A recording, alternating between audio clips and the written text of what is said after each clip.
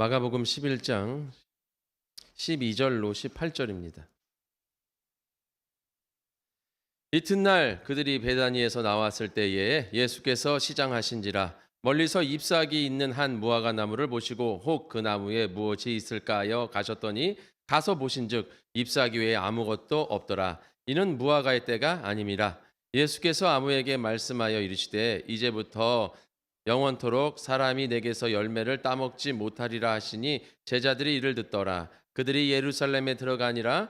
예수께서 성전에 들어가사 성전 안에서 매매하는 자들을 내쫓으시며 돈 바꾸는 자들의 상과 비둘기 파는 자들의 의자를 둘러 엎으시며 아무나 물건을 가지고 성전 안으로 지나다님을 허락하지 아니하시고 이에 가르쳐 이르시되 기록된 바 내 집은 만민이 기도하는 집이라 칭함을 받으리라고 하지 아니하였느냐. 너희는 강도의 소굴을 만들었도다 하시매 대제사장들과 서기관들이 듣고 예수를 어떻게 죽일까 하고 꾀하니 이는 우리가 다 그의 교훈을 놀랍게 여김으로 그를 두려워함일러라. 아멘. 자, 오늘 예수님의 마지막 일주일 월요일 날로 핑계치 말라라는 말씀으로 우리 같이 잠깐 은혜 나누는 시간 갖도록 하겠습니다. 자, 예수님의 마지막 일주일, 원래 첫날은 예루살렘에 입성하신 주일이죠. 그래서 주일, 종료주일이라고도 저희들이 말씀하는데요. 예수님께서 예루살렘에 입성하셨습니다. 그게 이제 일주일의 첫날이고요. 오늘은 따지면 이제 둘째 날이 되는 것이죠. 우리는 고난주간 심야기도회 첫째 날이지만 예수님의 마지막 일주일 중에 둘째 날이 되는 것이죠. 월요일은. 그래서 예수님께서 오늘 무엇을 하셨습니까? 어제 입성을 하시고 오늘 성전으로 다시 올라가신 것을 볼 수 있습니다. 우리가 마태복음의 21장에는 마가복음 11장이랑 좀 달라요. 그래서 거기에는 성전 정화의 사건이 먼저고 무화과 나무 저주의 사건이 그 다음에 기록되어 있어요. 그러나 오늘 읽은 마가복음 11장에는 무화과 사건이 먼저고 그 다음에 성전 정화 사건이 뒤에 기록되어 있습니다. 먼저 기록되어 있건 뒤에 기록되어 있건 그것은 기록자들이 무엇을 강조하냐의 중요한 그거에 따라서 이렇게 기록한 거기 때문에 순서는 중요하지 않아요. 중요한 것은 뭐냐면 예수님께서 오늘 그 둘째 날 월요일 날 우리에게 이 두 사건을 통해서 무엇을 말씀해 주고 계시려고 하시는가, 그 의미가 무엇인가를 깨닫는 것이 중요한 것입니다. 오늘 예수님께서 이 두 사건을 통해서 우리에게 깨닫게 해주시는 하나님의 은혜를 우리가 알고 그 말씀으로 살아가시는 우리 복된 성교회 여선교회 또한 이 영상으로 예배드리고 있는 성도님들 되시기를 축원드립니다.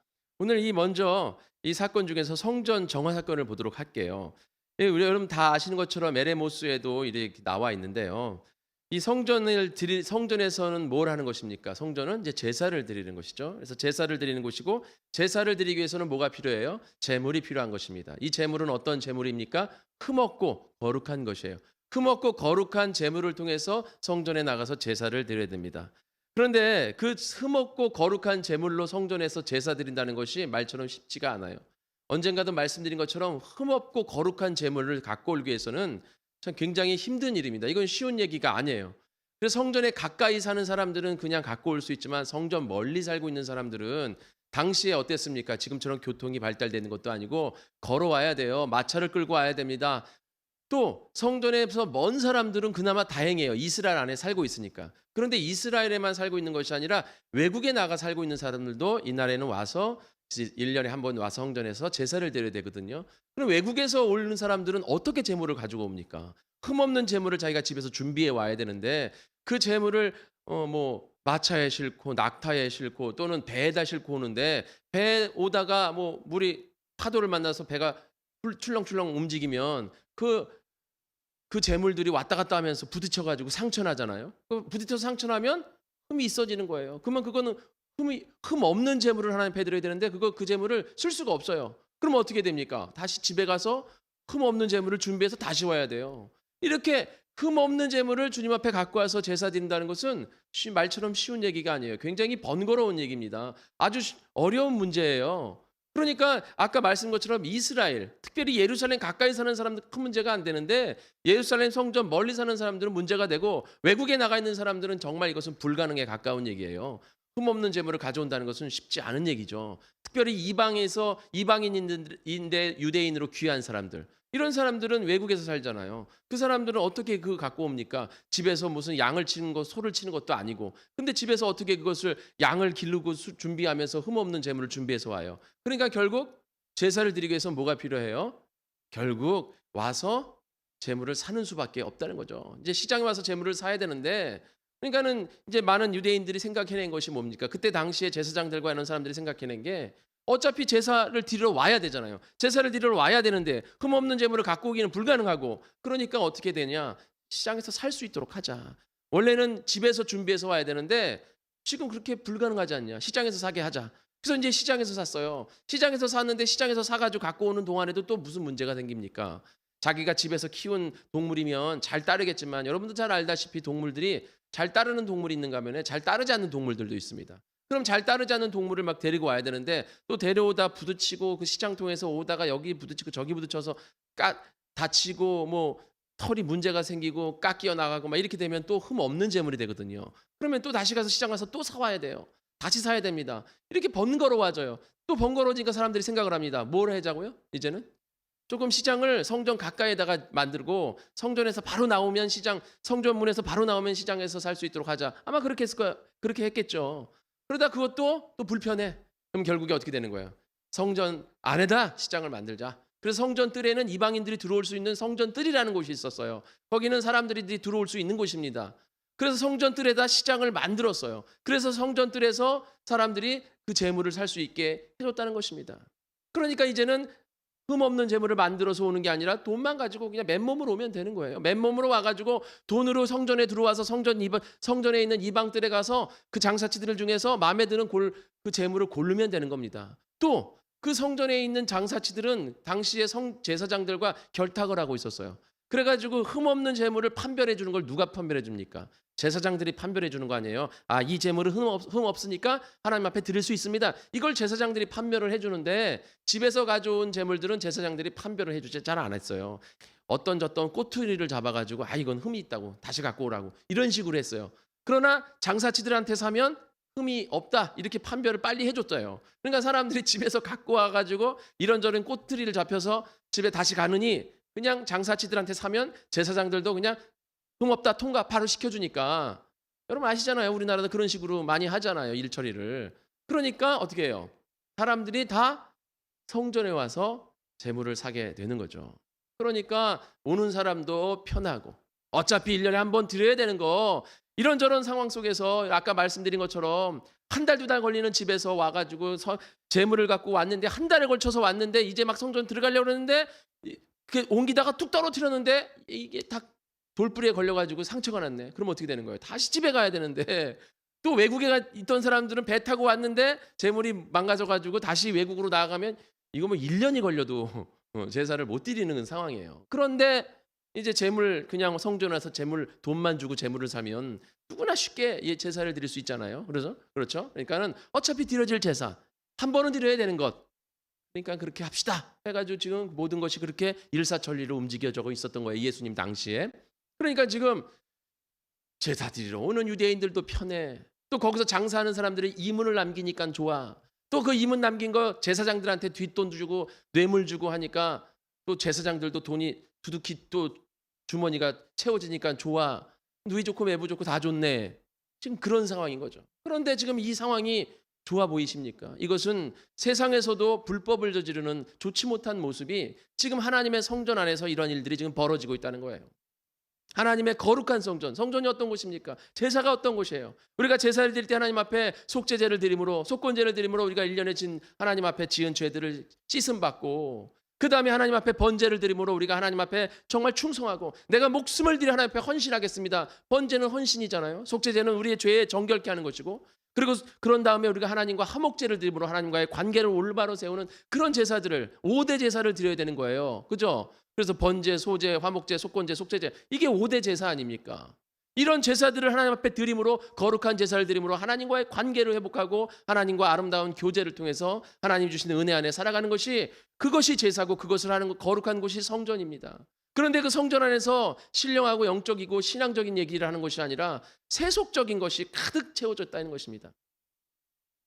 여러분도 알다시피 시장이라는 것이 어떤 곳입니까? 사람들이 조금 더 이문을 남기기 위해서 막 소리 지르고 하는 곳이 그런 거 아니에요? 시장 아닙니까? 장사치들 아니에요? 그러니까 그거 어떻게 되겠어요? 그 아니 지금 사람들이 와가지고 흥정을 할 거 아닙니까? 이게 좋겠다 저게 좋겠다 막 흥정을 하죠. 사람들이 왔다 갔다 하죠. 그리고 거기에 사람들이 막 호객행위 한다고 소리 지르고 막 이것으로 오세요 저것으로 오세요 막 우리가 더 좋은 재물입니다. 이런 거 이 재물은 진짜 어디서 만날 수도 없는 정말 흠없는 재물입니다. 막 소리 지를 거 아닙니까? 거기다가 또 이방 뜰에서만 사람들이 있으면 되는데 그렇지 않고 그걸 갖고 왔다 갔다 했어요. 그래서 우리 성경에 보면 뭐라고 되어 있습니까? 16절에 아무나 물건을 가지고 성전 안으로 지나다님을 허락하지 아니하시라. 성전을 얼마나 사람들이 왔다 갔다 하면서 이리 팔고 막 들고 다니면서 성전 준비 재물 준비 못 하셨죠? 이거 최고 좋은 재물이에요. 이거 쓰세요. 막 갖고 다니고 그러니까 막 거기다가 소, 양, 말, 염소 거기다가 비둘기 온갖 새소리 동물소리 막 음매하고 막 매매하고 막 구구구하고 사람들 소리 지르고 막 시장 상인들 왔다 갔다 하고 그러니 얼마나 아비구환이에요 성전이. 성전에 그냥 이 세속적인 이 세상의 것들로 가득 찬 소리가 나는 거죠. 성전에서 하나님의 말씀을 암송하는 소리가 울려 퍼지고 찬양하는 소리가 울려 퍼지고 기도의 소리가 울려 퍼져야 될 하나님의 성전, 하나님의 거룩한 이름이 거하는 곳인데 이건 뭐 그냥 세상의 시장통과 같은 아주 막 시장통보다 더한 아주 그런 엄청난 아비규환의 그런 소리를 예수님이 탁 보신 거예요. 예수님이 예루살렘에 입성하셨을 때 많은 사람들이 호산나 다윗의 자손 예수여라고 소리를 질렀습니다. 그러나 그렇게 소리를 지르면 지를수록 그 소리는 나중에 어떤 소리로 바뀌어요? 예수님을 배반하고 배신하는, 예수님을 조롱하고 예수님을 비웃는 소리로 바뀌는 것을 예수님을 알고 있었어요. 그 소리를 들을 때 마냥 기분 좋지 않습니다.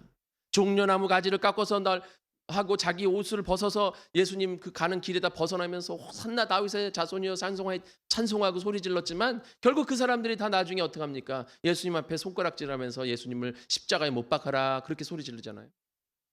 예수님이 그 사람들을 바라보면서 얼마나 착착하셨겠어요. 아무것도 모르는 사람이라면 당시 그때는 와, 내 인기가 이 정도야 하면서 좋아했겠지만 예수님은 아시잖아요. 그 사람들의 그 소리가 더 커지면 커질수록, 환호 소리가 더 커지면 커질수록 예수님의 슬픔은 더 깊어진다는 거죠. 그들의 소리가 배반의 소리로 바뀔 것이니까. 그렇게 착잡한 마음을 가지고 성전에 올라가서 기도하려고 딱 올라가셨는데 성전은 막 아비규환인 거예요. 난리가 난 거예요. 그래서 예수님이 뭐라고 말씀하십니까? 17절에 강도의 소굴로 만들었도다. 강도의 소굴이 되었어요. 하나님의 거하시는 하나님의 거룩한 집이 되는 것이 아니라, 기도하는 집이 되는 것이 아니라, 말씀 보는 집이 되는 것이 아니라, 찬양하는 집이 되는 것이 아니라 강도의 소굴이 됐다는 것이죠. 그래서 예수님은 그 모든 것을 뒤엎으셨습니다. 뒤엎으시고 어떻게 했습니까? 내 집은 기도하는 집이다. 만민이 기도하는 집이다라고 기록되지 않았느냐 이거예요. 그런데 너희는 지금 무엇을 하고 있느냐 이거예요. 여러분, 이 사람들이 왜 지금 이런 식으로 성전을 바꿔나갔습니까? 무엇 때문에 한 거예요? 아까 말씀한 것처럼 누구를 위해서 한 겁니까? 하나님을 위해서 한 거예요? 자신들을 위해서 한 겁니까? 어차피 1년에 한 번 드리는 제사 빨리 드려버리자. 해치워버리자. 그냥 빨리 해버리자. 제사가 자신들의 무슨 일과 같은 거예요. 업무로 바뀌었어요. 그냥 행위로 바뀌는 거죠. 제사는 단순히 행위가 아닙니다.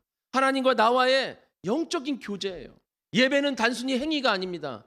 그냥 예배 드려버리자. 오늘 월요일 여성교회니까 오늘 하루만 나가서 그냥 예배 드리면 오늘 끝났어. 고난주간. 응? 집에서 이제 편하게 온라인 예배 드리면 돼. 오늘 하루만 그냥 나가. 오늘 하루도 나가기 싫은데. 해치워버리지 뭐. 오늘 월요일 여성교회, 화요일 남성교회야. 수요일은 그냥 안 나가도 되고, 목요일은 청년이니까, 금요일은 사역자고. 하루만 나가면 해치워지면 돼. 그렇게 하면 또 고난주간 끝나고 이제 부활절 다 끝났네. 사순절기가 다 끝났네. 해치워버리는 그런 것이 아니라는 거죠. 예배는 하나님과 나와의 거룩한 교제, 영적 교제입니다. 그런데 이제 그들은 그냥 하나의 어떤 행위예요. 그냥 하나의 업무예요. 그냥 단순 일이에요. 빨리 해치워버리자. 편하게 해버리자. 자신들 편하자고 그 모든 걸 바꿔준 거예요. 여러분, 우리 성원 침례교회가 지금 쉼 있는 교회 비전을 가지고 이 도심을 좀 벗어난 이 외곽 지역 자연 숲속으로 왔습니다. 이 숲속에서 우리가 하나님의 비전을 이루고자 열심히 우리가 기도하고 열심히 주님 앞에 충성을 합니다. 여러분, 교회가 멀어졌다고 멀어서 힘들어요. 핑계가 되는 거예요. 우리가 교회 다니는 게 우리 주위에 도심에 있는 이유가 무엇입니까? 교회가 가까우면 우리가 자주 가서 교회에서 기도하고 예배드리고 찬양할 수 있기 때문에 교회가 가까이 있는 거예요. 근데 그 누구 좋으라고 가까이 있는 거예요? 하나님 좋으라고 가까이 있는 겁니까? 전도에 대한 전도에 대해서 우리가 얘기한다면 조금 하나님 앞에 교회에 편함이 있겠죠. 장점이 있겠죠. 그러나 우리가 우리 예배를 위해서 교회가 도심에 가까이 있는 것은 우리를 위해서 있는 거예요. 나를 위해서 있는 거예요. 하나님을 위해서 있는 게 아닙니다. 교회가 도심에 있던 외곽에 있던 멀리 있던 가까이 있던 하나님과는 관계 없어요. 나랑 관계 있는 거예요. 여러분 교회가 멀어졌다고 아우 교회가 멀어서 가기가 피곤하네 힘드네. 다 핑계예요. 하나님 오늘 왜 이런 말씀을 지금 이 성전 정화가 보통 우리가 보면 우리의 죄를 깨끗이 씻어내야 됩니다. 성전이 정화된 것처럼 우리 안에 있는 죄가 씻어내야 됩니다. 이런 의미도 있지만 우리가 조금 더 들어가면요. 이게 무슨 말입니까? 지금 성전이 이렇게 된 이유가 뭐예요? 이렇게 성전이 하나님 앞에 올바로 되지 않고 강도의 소굴이 된 이유가 뭡니까? 인간 편하자고 된 거예요. 인간 편하자고. 나 편하자고 이렇게 됐다는 겁니다. 그것으로 오는 예수님께서 꼬집으시는 거예요. 너 편하라고 제사 드리고 너 편하라고 예배 드리는 게 아니라는 거죠. 제사 왜 드리는 거예요? 하나님 앞에 내가 죄를 졌기 때문에 하나님 앞에 용서받기 위해서 나온 거예요. 그런데 내가 그것도 편하자는 거예요. 그게 지금 용서받겠다는 그런 마음이에요? 자세예요? 여러분 자녀들이 뭔가 잘못했을 때 어차피 내가 잘못해도 부모님 날 용서해 주니까 이런 마음으로 다가와 보세요. 그 용서하고 싶은 마음이 드십니까? 어차피 용서해 주겠지만 그 아이가 내가 잘못했다는 것을 깨닫고 내가 엄마한테 부모님한테 아빠한테 정말 미안해 하는 마음을 가지는 모습 그런 마음의 자세 그러면 용서하고 싶은 마음이 들잖아요. 그런데 잘못해놓고서는 떳떳해. 그러면 용서하고 싶은 마음이 전혀 안 드는 거예요. 지금 우리가 이렇게 이 사람들이 제사를 드리는 마음이 이러한 마음이었다는 거예요. 나 편하자고 지금 이렇게 주님 앞에 나아가는 것이죠. 자, 이 말씀이 아까 무화과 사건이랑 똑같은 말씀이에요. 하나님께서 예수님께서 이 무화 사건을 통해서 한 번 더 강조를 하시는 거죠. 예수님께서 배고프셨어요. 그래서 무화과를 따라 가셨습니다. 무화과 열매를 먹으러 가셨어요. 근데 무화과 나무에 가서 열매를 찾으니까 열매가 없어요. 근데 여러분 13절에 뭐라고 돼 있죠? 13절 후반부에 보면 이는 무화과의 때가 아님이라 그랬어요. 무화과의 때가 아니에요. 근데 예수님이 지금 무화과 달라는 거예요. 무화과 나무한테 가서 얘야 내가 배고프구나. 무화과 열매 좀 달라. 그랬더니 말이죠. 무화과 뭐라 그럽니까? 예수님 때가 아닙니다. 무화과 나무는 항변할 거리가 있어요. 핑계댈 거리가 있습니다. 핑계거리가 있는 거예요. 이건 지금 어떻게 할 수 있는 거 아닙니까? 아니 지금 때가 아니에요. 지금 4월 달이에요. 3월 말에서 4월 중순. 지금 이때예요. 여기도. 6월 달이나 돼야 지금 열매가 나와요. 무화과 열매가. 그런데 지금 때가 아닌데 아직 2달이나 남았는데 제가 어떻게 예수님 앞에 열매를 드릴 수 있겠습니까? 라고 지금 무화과가 항변을 합니다. 그래서 예수님 뭐라 그러십니까? 아이고 미안하다. 내가 그걸 몰랐네. 내가 농부가 아니라 목수잖니. 내가 농부가 아니라 목수라 내가 너 그걸 몰랐네. 아 미안하다 야. 내가 2달 있다 다시 올게. 그땐 꼭 맛있는 걸 줘라. 이렇게 오늘 말씀하셨어요? 예수님께서 저주를 하셨습니다. 마태복음 21장에 보면은 저주하셔서 곧 마른지라. 21장 19절에 곧 저주하자마자 말랐어요. 여기 마가복음에서는 이렇게 저주하시고 성전 갔다 오셨더니 말랐어요. 그러나 마태복음에서는 저주하자마자 그냥 말라버렸어요. 뿌리부터 말라가지고 그냥 아예 넌 다시는 열매를 맺지 못할 것이다. 이 무슨 말씀입니까? 예수님이 배고픈데 무화과가 감히 내 말을 안 듣고 먹을 걸 안 내나? 화가 나가지고 이 자식하면서 저주한 거예요 지금? 아니잖아요. 지금 무엇을 말씀해주고 싶은 거예요? 핑계하지 말라요. 핑계하지 말라. 어떤 것도 하나님 앞에 핑계가 통하지 않는다 이 말씀하시는 거예요. 하나님 재물이 갖고 오기가 힘들어서요. 재물 이렇게 갖고 오면은 저희들 언제 세상 살고 내가 언제 내일하고 언제 제사 드리고 언제 내가 나가서 세상 일하고 어떻게 살아갑니까? 하나님 이렇게 못합니다. 이거는 이렇게 될 수가 없는 일이에요. 그냥 성전에서 쉽게 재물 사고 그렇게 예배 제사 드릴 수 있게 해주세요. 그렇게 합시다. 그런 핑계거리로 성전이 타락했어요. 또 무화과가 지금 상황이 아니에요. 지금 계절이 아니에요. 때가 아닙니다. 예수님. 그런 핑계거리로 예수님 앞에 핑계해봐야 소용없다는 겁니다. 우리가 하나님 앞에 섰을 때는 아무런 핑계가 통하지 않는다는 거예요. 그러니까 사람들 앞에서는 핑계 댔을 때 그럴 수도 있죠. 네 그렇겠죠. 이렇게 하겠지만 이해되겠지만 하나님 앞에서는 핑계할 수 없다는 겁니다. 내가 어떠한 핑계를 대도 하나님 앞에는 핑계거리가 안 돼요. 내가 땅을 사서요? 내가 결혼을 해서요? 내가 소를 사서요? 내가 밭을 사서요? 가봐야 돼요. 주인이 잔치에 초청했을 때 많은 사람들이 그러고선 초대에 참석하지 않았잖아요. 그 사람들은 어떻게 되는 거예요?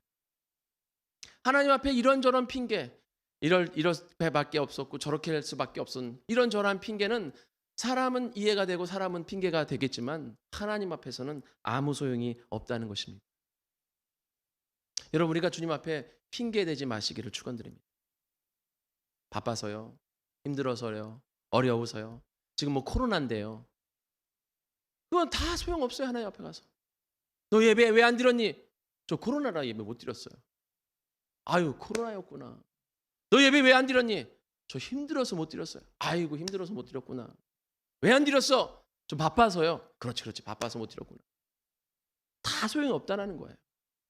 하나님 앞엔 핑계 대봐야 소용이 없다는 것입니다. 여러분, 우리 성원 침례교회 성도님들 핑계 대지 마시기를 축원드립니다. 우리가 사람으로서는 그게 이해가 돼요. 그러나 하나님 앞에 섰을 땐 아무 소용이 없다는 거예요. 우리가 주님 앞에 섰을 때 어떤 핑계가 통하겠습니까? 주님 앞에. 그때 가서 후회해봐야 소용이 없다는 것입니다. 우리가 정말 주님을 믿고 의지하고 주님만을 소망하며 나아갈 때 주님께서 우리를 축복해 줄 줄 믿습니다. 그렇죠. 우리는 죽기까지 주님 앞에 순종해야 돼. 내가 얼만큼 주님을 더 믿고 나아가느냐, 내가 주님 앞에 얼만큼 더 열심으로 나아가느냐, 그것을 우리가 생각하며 나아가는 것이지 핑계해봐야 소용없다는 거죠. 우리 때로는 사람들 우리 같이 이제 교회 안에서 지체 안에서 위로하는 말들 많이 해요. 아유, 힘드는데 어떡해. 아유, 어려운데 어떡해. 아유, 뭐 바쁜데 어떡해. 뭐 이런저런 얘기 많이 하죠. 그러나 그런 얘기들 사람의 마음으로는, 사람의 감정으로는, 우리 육신의 귀로는 참 듣기 좋아요. 나를 이해해 주는 것 같고, 나를 이해하고 나를 위로해 주는 말이라 좋아요, 듣기. 저도 그런 말 들으면 좋습니다.